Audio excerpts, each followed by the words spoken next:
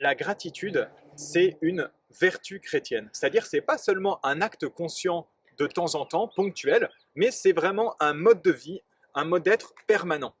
Hein, Saint Paul Philippiens n'entretenez aucun souci, mais en toutes circonstances, priez et suppliez tout en rendant grâce pour faire connaître à Dieu vos demandes. Alors, je voudrais vous donner 5 vérités de la foi chrétienne qui nous permettent d'être dans la gratitude en toutes circonstances. En fait, ces 5 vérités, on les connaît déjà, mais bien souvent, on vit cela, en fait, comme si ces vérités n'étaient pas vraies. Première vérité, le monde est dirigé par Dieu qui est bon. Seulement voilà, quand je vois les catastrophes, quand je vois le Covid, quand je vois voilà, des catastrophes naturelles ou des catastrophes du fait des hommes, par exemple le terrorisme, eh bien, je peux me demander, mais où va le monde? Qu'est-ce qui donne la direction de ce monde? Est-ce que ce sont les multinationales? Est-ce que ce sont les terroristes? Est-ce que finalement il n'y a personne, il n'y a pas de pilote dans l'avion? Est-ce que le monde est voué au chaos, au désordre et à la violence? Eh bien, j'ai une bonne nouvelle, il y a un pilote dans l'avion. Le monde a été créé et voulu par Dieu, et pas n'importe quel Dieu, ce Dieu, il est bon. Et Dieu n'abandonne pas le monde.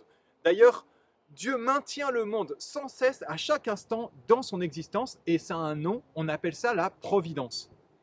Alors, par exemple, Moïse, lorsque son peuple est en train de vivre de grosses épreuves, Dieu l'envoie vers Pharaon et il lui dit juste une chose, je serai avec toi. Dieu est avec nous et c'est bien Dieu qui pilote l'histoire. Dieu pilote le monde, c'est un peu comme quand vous conduisez votre enfant qui n'a pas envie de travailler et vous lui dites fais un effort parce que, non pas parce que vous voulez du mal, mais parce que vous voyez plus loin que l'enfant. Et bien de la même manière, parfois on ne sait pas très bien pourquoi on traverse telle épreuve, mais Dieu voit plus loin que moi.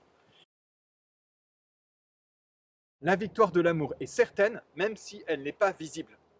Non seulement Dieu dirige le monde, mais il ne le dirige pas n'importe où, il le dirige vers son salut. Dieu veut sauver le monde.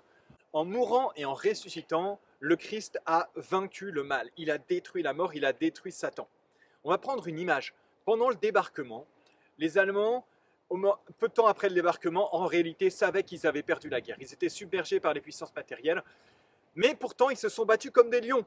Et ils ont même en fait fait vraiment cette rage de la dernière chance, sachant que c'était un combat désespéré. Eh bien Satan, c'est la même chose, il est dans un combat désespéré, il sait qu'il a perdu.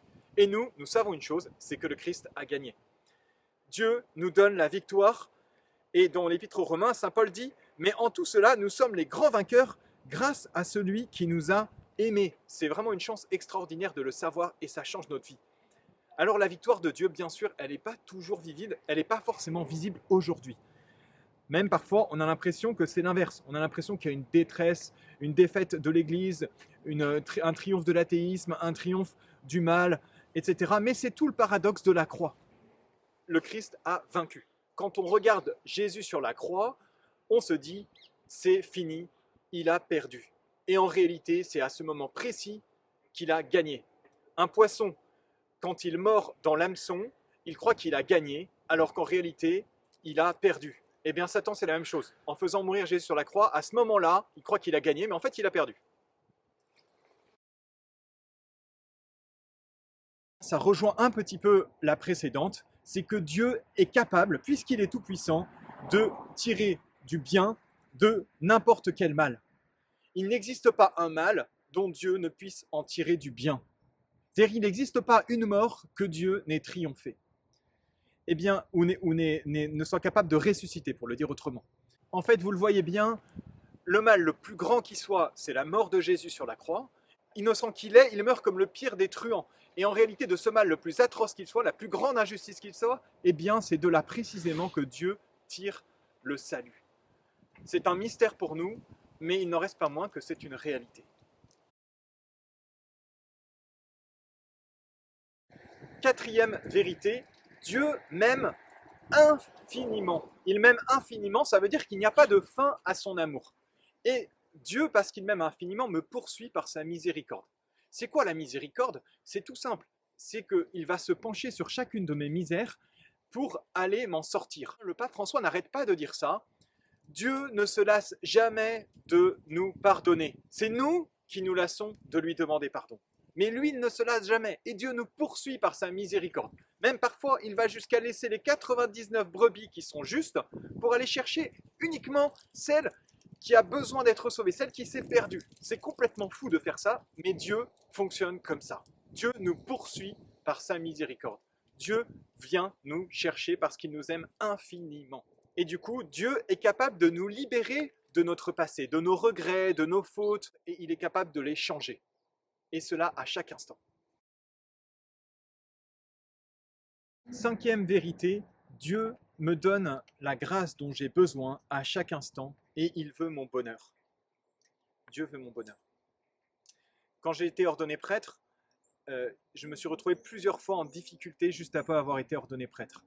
Parfois par des grosses épreuves qui m'ont été données, d'accompagnement de gens dans des situations difficiles, parfois des choses tout simplement de me retrouver à rien avoir à dire alors que j'avais une homélie devant plein de monde à devoir dire. Et Dieu m'a donné la grâce au moment où j'avais besoin. Dieu m'a donné parfois une grâce d'ailleurs d'être humilié. Vous voyez, ça ne veut pas dire le succès, mais il m'a donné la grâce dont j'avais besoin. Et Dieu veut profondément mon bonheur. Ça ne veut pas dire mon confort, mais ça veut dire mon bonheur. Ça veut dire ce pourquoi je suis fait profondément. Sainte Thérèse de l'Enfant Jésus, qui a traversé des difficultés très très fortes durant sa vie. Et elle dit très justement, j'ai la grâce pour vivre maintenant, pas pour vivre dans une heure.